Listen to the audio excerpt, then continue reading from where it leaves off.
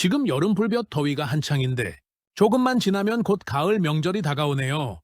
차례상 준비나 가족들, 선물까지 챙기려다 보면 벌써부터 지갑 걱정이 앞서는 분들이 많으실 겁니다. 이럴 때 각 지자체에서 지급하는 추석 지원금 제도를 미리 알아두면 우리 집 가계 부담을 조금이나마 덜 수 있다는 사실 알고 계셨나요? 하지만 국비로 전국에 똑같이 뿌려지는 방식이 아니라서 각 지역마다 예산 상황에 따라 지원 금액이나 조건이 천차만별이라고 합니다. 내가 사는 동네에서는 과연 얼마나 받을 수 있을지 명확히 체크해 보는 것이 무엇보다 중요하죠. 본격적인 영상 시작에 앞서 딱 3초만 시간 내셔서 구독, 좋아요, 알림 설정 부탁드립니다. 이미 구독을 하신 우리 대한민국 주주님들은 한 번 더 누르시면 구독 취소가 되시니 그대로 두시면 되십니다. 여러분의 클릭 한 번이 양질의 콘텐츠를 만드는 데 큰 힘이 됩니다. 지금 바로 시작하겠습니다. 제1장으로 넘어갑니다. 제1장 2026 추석 지원금이란 나에게 해당하는 지원 대상과 조건의 모든 것. 그렇다면 도대체 2026 추석 지원금이란 무엇일까요? 이 제도는 명절을 앞두고 취약계층의 경제적 부담을 덜어주기 위해 각 지방자치단체에서 자체적으로 마련한 명절 위로금입니다. 어떤 곳은 현금을 직접 입금해주고 어떤 곳은 지역사랑 상품권이나 쌀 같은 위문품을 지급하는 등 방식도 지역마다 아주 다양합니다. 자그만치 지원 금액은 지자체 예산에 따라 최소 5만 원에서 최대 100만 원까지 지급된다고 하니 절대 놓치면 안 되겠죠. 그렇다면 누가 이 혜택을 받을 수 있을까요? 기본적으로 생계급여나 의료급여를 받는 기초생활수급자가 1순위 대상입니다. 여기에 지자체의 재정 상태에 따라 차상위계층, 만 65세 이상 어르신, 한부모 가족, 장애인, 독립유공자까지 범위가 넓어지기도 합니다. 특히 거주기간 요건을 엄격하게 보는 곳이 많으니 주민등록상 전입일을 정확히 확인해 보는 것이 정말 중요합니다. 제2장 지역별 차이점과 보조금 24를 활용한 가장 확실한 신청 방법. 지자체별 추석 지원금 및 민생 지원금은 전국 공통으로 일괄 지급되는 방식이 아니라 각 지방자치단체의 재정 여건과 조례에 따라 지원 대상, 금액, 지급 형태가 모두 다르게 운영됩니다. 주요 지역별 특징과 차이점은 다음과 같습니다. 1. 대도시 및 일반 자치구 선별적 지원 중심. 서울 및 대도시 인천, 대구 등 전 시민을 대상으로 지급하기보다는 기초생활수급자, 차상위계층 등 취약계층 중심으로 가구당 5만 원에서 10만 원, 안팎의 명절, 위로금을 지급하는 형태가 주를 이룹니다. 지급 형태 현금 입금 혹은 지역사랑 상품권 온누리 상품권 형태로 지급되는 경우가 많습니다. 2. 일부 지자체별 민생 명절 지원 사례 추진 지역, 지역 재정 상황이나 자체 추경 예산 편성에 따라 전 주민 또는 특정 대상에게 추가 지원금을 지급하는 곳들이 있습니다. 강원 속초시 시민 1인당 20만 원의 민생회복 지원금을 지급하며 기준일 기준 주민등록이 되어 있는 시민뿐만 아니라 결혼이민자와 영주권자까지 대상을 폭넓게 포함하고 있습니다.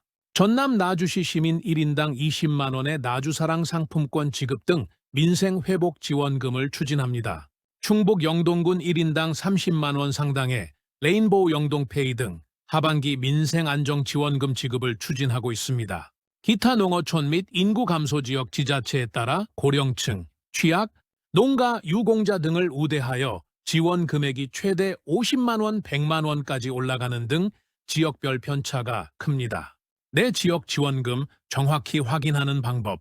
내가 거주하는 시군구청의 예산 상황과 지원 기준은 수시로 변동될 수 있으므로 아래의 두 가지 경로를 통해 직접 확인하시는 것이 가장 확실합니다.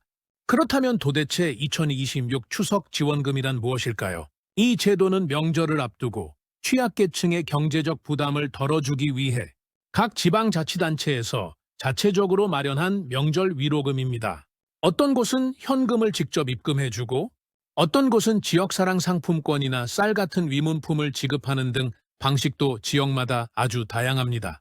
자그마치 지원 금액은 지자체 예산에 따라 최소 5만 원에서 최대 100만 원까지 지급된다고 하니 절대 놓치면 안 되겠죠? 그렇다면 누가 이 혜택을 받을 수 있을까요? 기본적으로 생계급여나 의료급여를 받는 기초생활수급자가 1순위 대상입니다. 여기에 지자체의 재정 상태에 따라 차상위계층, 만 65세 이상 어르신, 한부모 가족, 장애인, 독립유공자까지 범위가 넓어지기도 합니다. 특히 거주기간 요건을 엄격하게 보는 곳이 많으니 주민등록상 전입일을 정확히 확인해 보는 것이 정말 중요합니다. 제2장 지역별 차이점과 보조금 24를 활용한 가장 확실한 신청 방법, 지역별로 지급되는 금액과 형태는 천차만별입니다. 서울이나 경기 일부 수도권은 보통 5만 원에서 10만 원 선에서 현금 입금이나 지역 사랑 상품권으로 지급되고 부산이나 인천 같은 광역시도 비슷한 수준입니다. 하지만 강원이나 충청 같은 도 단위 지역으로 가면 유공자, 우대 등을 포함해 최대 100만 원까지 올라가는 경우도 찾아볼 수 있습니다. 그렇다면 내가 사는 지역의 혜택을 가장 확실하게 확인하는 방법은 무엇일까요? 바로 정부의 보조금 24 웹사이트나 앱을 활용하는 것입니다. 로그인 후 나의 혜택 메뉴에 들어가면 거주지를 바탕으로 본인이 받을 수 있는 내역이 한눈에 쫙 나타납니다. 만약 온라인 환경이 익숙하지 않으시다면 신분증과 본인 명의 통장 사본을 지참하여 동네 주민센터 복지창구에 직접 방문하시면 됩니다. 대리인이 갈 경우에는 가족관계 증명서와 위임장이 추가로 요구되니 헛걸음하지 않도록 방문 전 전화로 꼭 확인하는 센스가 필요합니다. 제3장 신청 시 치명적인 주의사항과 예산, 조기 마감 대비 지원금을 신청할 때 반드시 주의해야 할 점들이 있습니다. 각 지자체별로 책정된 한정된 예산 안에서 움직이는 사업이다 보니 자금이 모두 소진되면 조기 마감될 위험이 매우 큽니다. 관할 지자체 홈페이지 공지사항 8월 말 명절을 앞두고 각 시군구청 홈페이지에 명절 위로금 및 민생지원금 관련 공고문이 올라오므로 거주지 지자체 소식을 수시로 확인하는 것이 안전합니다. 그래서 거주지 구청 홈페이지에 공고문이 올라오면 명절 2에서 3주 전부터 지체 없이 서류를 접수하는 편이 가장 안전합니다. 또한 기존에 받고 있는 다른 복지급여와 중복 수급이 불가능한 케이스도 있으니 창구 담당자에게 정확한 자격을 미리 물어보셔야 합니다. 아울러 명절 직전에 주소지를 섣부르게 옮기면 지자체별 전입일 거주기간, 요건에 걸려 혜택이 끊길 수 있으니 행정 처리는 가급적 명절 이후로 살짝 미루는 것도 아주 좋은 요령입니다. 정부24 공식 앱을 스마트폰에 설치하고 푸시 알림을 켜두면 나에게 딱 맞는 맞춤형 복지 소식을 제때 받아볼 수 있으니 지금 바로 확인해 보시길 바랍니다. 이 거대한 복지 혜택의 흐름 속에서 현명하신 우리 대한민국 주주님들은 어떤 준비를 하고 계십니까? 여러분의 날카로운 고견을 댓글로 남겨주십시오. 항상 건강하시고 건승하십시오.